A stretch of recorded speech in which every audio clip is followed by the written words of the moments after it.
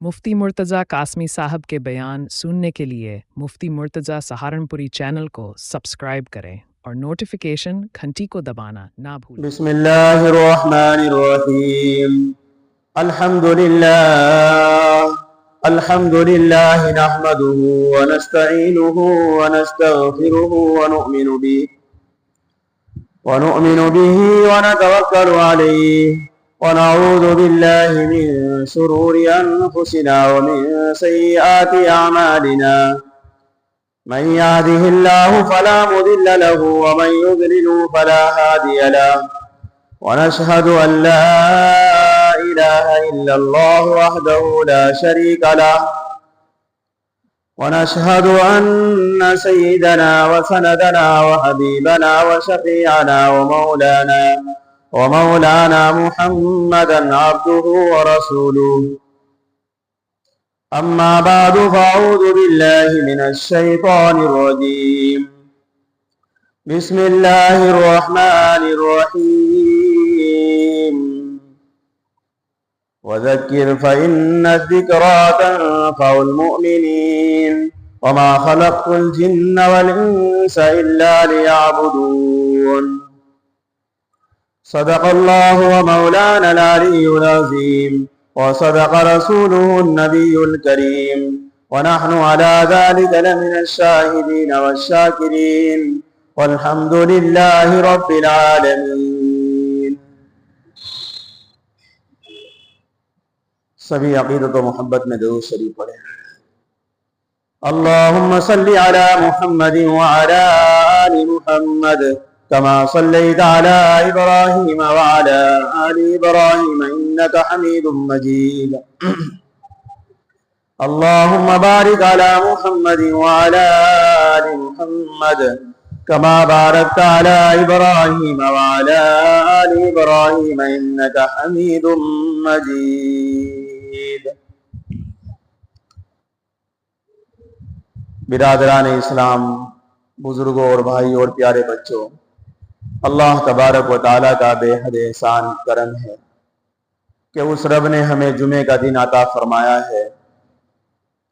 ये सब अल्लाह रब्बुल इज़्ज़त की अताया में से हमें एक अताया मिली है, ईमान जैसी दौलत और ये पाकीज़ा मुक़द्दस घर जो अल्लाह रब्बुल इज़्ज़त के घर हैं, ये हम सब को अता फरमाए हैं अल्लाह ने।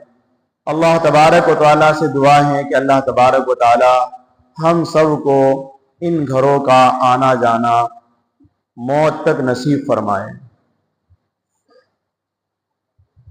बुजुर्गों, अल्लाह रब्बुल इज़्ज़त का बेबहा करम है हमारे ऊपर कि ईमान जैसी दौलत हम सबको अता फरमाई है। ईमान का मिल जाना ये भी एक कमाल की बात है और ईमान को बचा कर ले जाना ये सबसे ज्यादा अहम बात है। ईमान तो हमें मिल गया अल्हम्दुलिल्लाह, एक मुसलमान के घर पैदा हुए, अल्लाह रब्बुल इज़्ज़त ने हमें ईमान दिया, कलमा दिया, कुरान दी। ये घर जो मस्जिदों की शक्ल में हमें दिए जा रहे हैं, मस्जिद सजदा सजदा करने की जगह, अल्लाह को सजदा किया जाता है इन घरों में।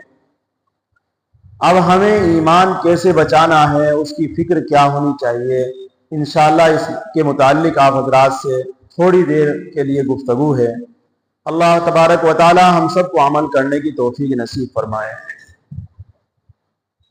जिस दीन को हम लेकर चल रहे हैं और जो मजहब हमें मिला है, ये नबी करीम सल्लल्लाहु अलैहि वसल्लम के सदक़े में हमें मिला है। आज हमारे ऊपर जो मुसीबतें हैं, परेशानियां हैं, आलाम है, मसाइब है, ये सब हमारे ईमानदार होने की दलाइल है। जो भी मुसीबतें, परेशानियां, जो दिक्कतें हैं, जो बीमारियां हैं, वो सब हमारे ईमान की अलामतें हैं। अगर हमारे पास ईमान ना होता तो आज जिन जो परेशानियां देखने में आ रही है, जो मसाइब हमारे ऊपर तोड़े जा रहे हैं, जो मजालिम हमारे ऊपर हैं, ये कभी भी ना आते। नबी करीम सल्लल्लाहु अलैहि वसल्लम जब दीन की दावत देने के लिए मक्के के सरजमीन पर पैगाम सुनाया तो वो मसाइब और आलाम उनके ऊपर भी आए। इतना परेशान किया गया, इतना परेशान किया गया कि मक्का छोड़ने पर मजबूर कर दिया,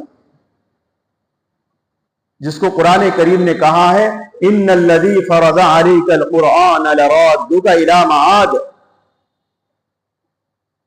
कि अल्लाह रब्बुल इज्जत जो कुरान को आपके पास भेज रहा है, नाजिल कर रहा है,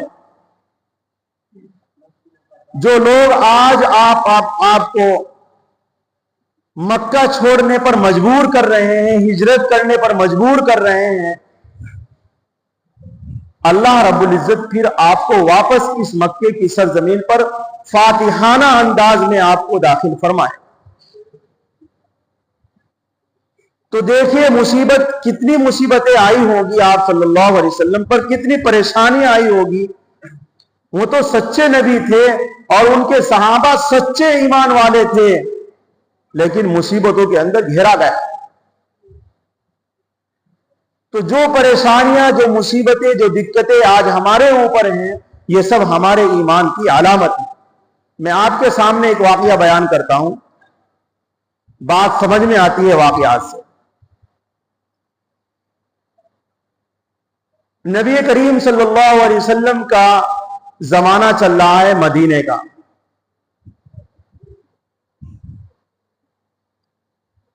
एक मियां बीवी बाहर, मदीने से बाहर रहते हैं। शोहर ने कहा अपनी बीवी से, जिस वक्त रात में सोने के लिए बिस्तर पर गया, कि मुझे पानी चाहिए।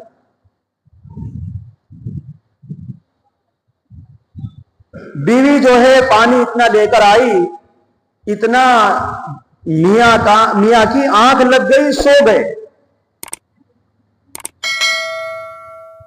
तो वो नेक खातून, वो नेक औरत चारपाई के सराहने पर पूरी रात पानी का गिलास लेकर खड़ी रही। उठाया नहीं, देव जी पानी पी लो। पूरी रात खड़ी रही। शोहर जब तहज्जुद के वक्त बेदार हुआ तो देखा कि बीवी सराहने पर पानी लिए पूरी रात खड़ी हुई।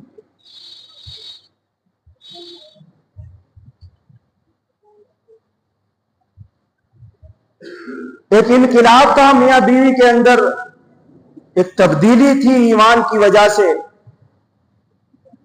और यूं कहा कि मेरे नबी का फरमान है और मेरे ऊपर इतना हक है मेरे शोहर का,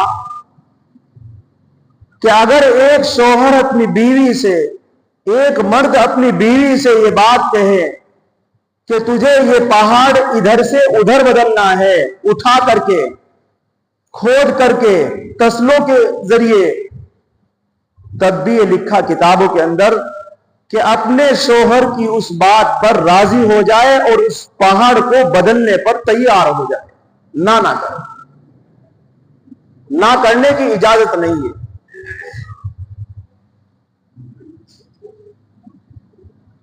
तो ऐसी सूरत में शोहर जो है बड़ा खुश हुआ, क्योंकि जब बीवी की ऐसी फर्माबरदारी नजर आती है, ऐसी कुर्बानियां जब औरतें जाहिर करती है अपने शोहरों के सामने, तो उनको मोहब्बतें आती है। तो शोहर ने कहा कि फिर आज मैं तेरे से बहुत राजी हूं, तेरे इस अमल से मुझे बहुत खुशी है, जो तू मांगना चाहे आज मैं तुझे वो दूंगा। उसने कहा जी अल्लाह का शुक्र है, आप जैसे नेक आदमी मुझे मिले हैं, अल्लाह का दिया हुआ घर में सब कुछ है, मुझे कोई जरूरत नहीं है। कहने लगा नहीं, आज जो भी तू कहेगी आज तुझे वो मिलेगा। उसने कहा नहीं, कोई जरूरत नहीं है, कोई अमल नहीं हमारा, ये तो आपकी खिदमत है मेरे जिम्मे, मैं आपकी खिदमत के लिए, अल्लाह ने मुझे पैदा किया है, ये आपका हक है मेरे ऊपर। शोहर ने बड़ा इसरार किया बार बार इस बात को कहा तो फिर बीवी ने कहा कि मेरे आका मुझे तलाक दे दो। अब जब तलाक का जिक्र आया, इतनी फर्माबरदार बीवी, इतनी हुक्म को मानने वाली, और मांग रही है तो क्या मांग रही है? तलाक दे दो। तो उस आदमी के पांव के नीचे से जमीन निकल गई। यानी वो आदमी देखता का देखता, वो सोचता का सोचता रहेगा कि इतनी अच्छी बीवी को मैं तलाक कैसे दूं। और बीवी ने मेरे से दरखास्त की है कि आप मुझे तलाक दो। कहने लगा, देखिए ये बात को मैं, इस बात का फैसला तो आप सल्लल्लाहु अलैहि वसल्लम की खिदमत में जाकर होगा, यहां तो नहीं होगा। आपने तो बड़ा अजीब सवाल कर लिया है और बड़ी जुदाई मांग ली है तूने तो दोनों मियां बीवी ने फैसला किया कि सुबह फजर की नमाज हम मस्जिद नबवी में पढ़ेंगे जाकर, और नबी करीम सल्लल्लाहु अलैहि वसल्लम के सामने ये बात रखेंगे। फिर जो सरकार दो आलम सल्लल्लाहु अलैहि वसल्लम फैसला करेंगे उसको मंजूर कर लेंगे, वो जैसा चाहेंगे ऐसा करेंगे। मदीने से बाहर फरसख है, सख पर एक मकान, एक गांव का नाम है, कबीले का नाम है, वहां दोनों रहा करते थे। जब रात को दोनों चले तो रास्ते में एक गड्ढा था, उस गड्ढे के अंदर सोहर गिर गया। अब सोहर जैसे ही गड्ढे के अंदर गिरा तो फौरन पांव टूट गया,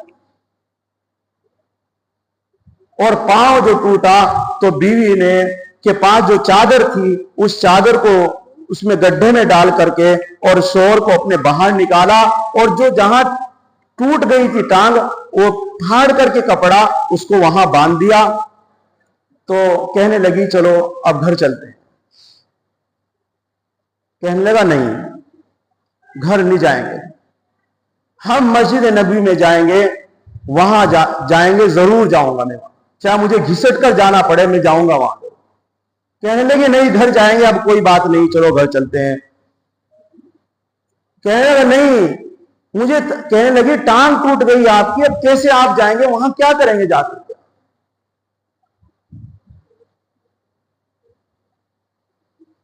उसने कहा कि देखिए मुझे टांग टूटने का गम नहीं है,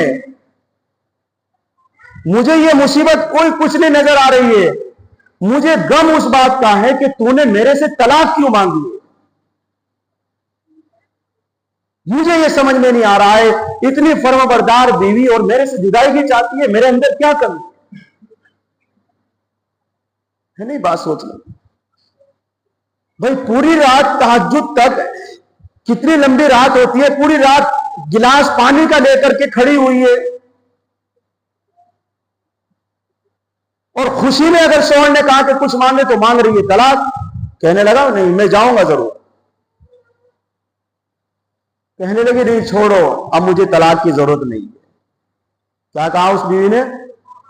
अब मुझे तलाक की जरूरत नहीं है, घर चलते हैं अब। मेरे भाइयों बुजुर्गों, क्या औरत थी और क्या अजीब इनकलाब था। कहने लगा फिर तूने तलाक क्यों मांगी है मेरे से?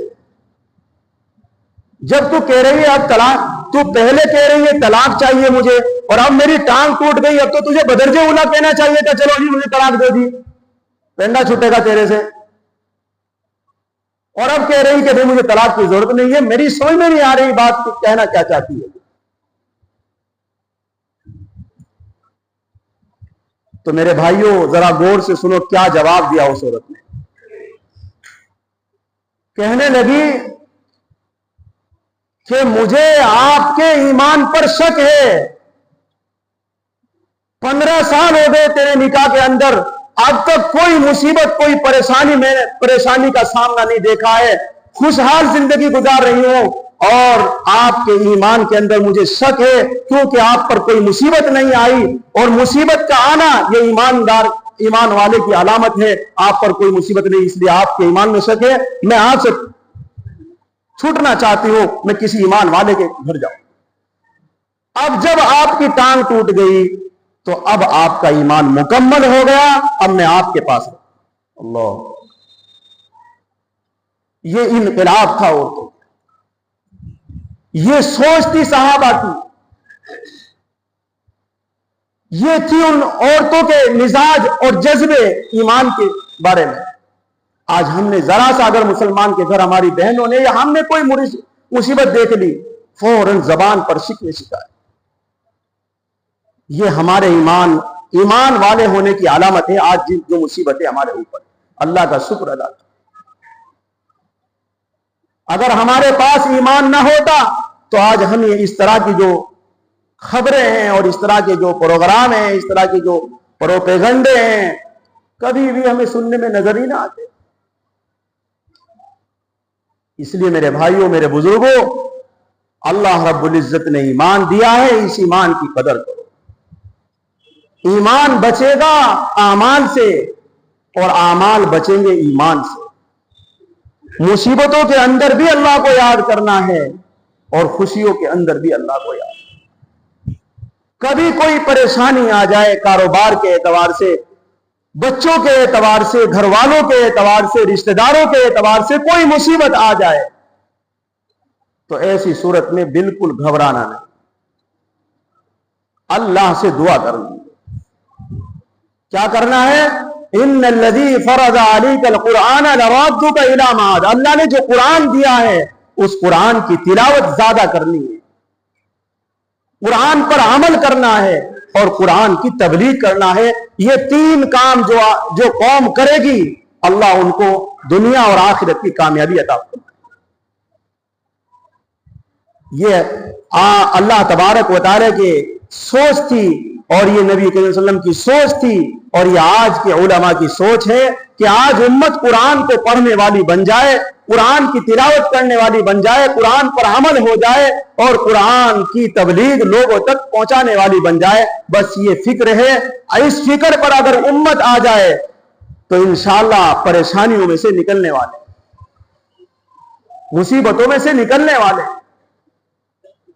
आप सल्लल्लाहु अलैहि वसल्लम जब कुरान की तबलीग को भी नहीं छोड़ा, कुरान की तिलावत को नहीं छोड़ा, कुरान पर अमल नहीं छोड़ा, सहाबा ने नहीं छोड़ा, तो फिर अल्लाह ने मक्के की चाबी और मक्के का पूरी सल्तनत आप सल्लल्लाहु अलैहि वसल्लम के कब्जे में।